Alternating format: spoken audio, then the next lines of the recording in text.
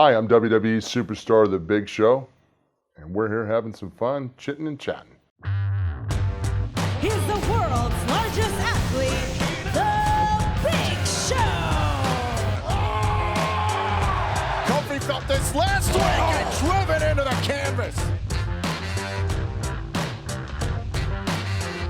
I think my secret's always been adaptability. Even though I've been the same character for 20 plus years, my attitude in the business has always evolved to the needs of whatever I need to do for the show. I think a lot of people give me grief for having a lot of turns, have more heel turns than NASCAR. No, that just means that the company has faith in me to get the job done at the time, and that's what they need to do, and I'm able to execute it.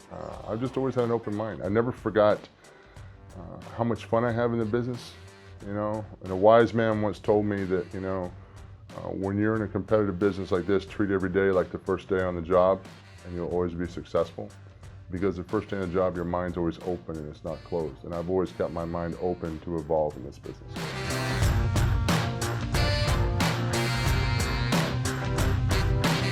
I think the best advice early on in my career was by Big Boss Man when I was still in WCW. We were just at a gym talking, and Ray Traylor was his real name. Ray Traylor says, "Remember, kid, always be nice to everyone on the way up, because you're going to see them again on the way down. Nothing lasts forever." This is our backyard. We're coming home. This is the 35th anniversary of WrestleMania, so there's a lot of pressure on us as talent, a lot of pressure on WWE as a company and a whole to produce the very best WrestleMania ever. If you're a wrestling fan, I don't have to explain this event to you. If you're not a wrestling fan and this is your first event, you're going to be spoiled because you're going to see the Showcase of Immortals.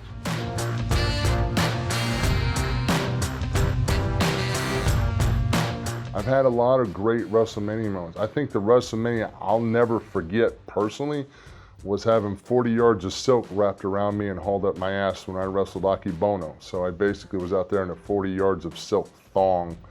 And you know they pat that thing with water? Do you know the silk tightens? Yeah, neither did I until it happened.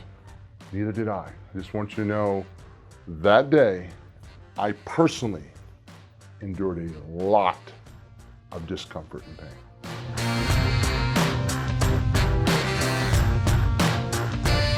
I would have to say my sumo match versus Aki Bono, where I have 40 yards of silk crammed up my ass and it got patted down with water and tightened up. I would say that is probably the most embarrassing moment at WrestleMania. I don't have an embarrassing moment, to tell you the truth. I mean, personally, I don't have an ego. I go out there and have fun.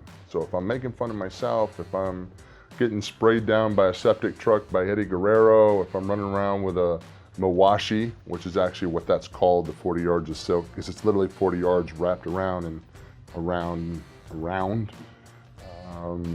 Whatever it is, I'm having fun with it.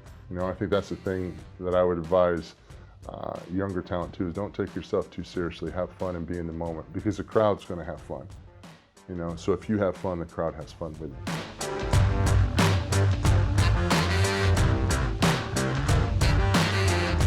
Well, I think the only problem with competing against a legend like Andre, as far as his reputation, is because we're different styles. Though we were very similar in size, the business was different when I came along compared to when Andre started.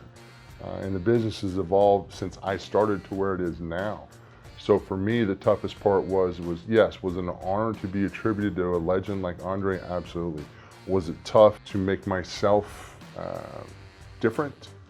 To get out from underneath that shadow of what's expected of me to work like this or to be like this? I needed to learn to be Big Show. I needed to learn to be Paul White.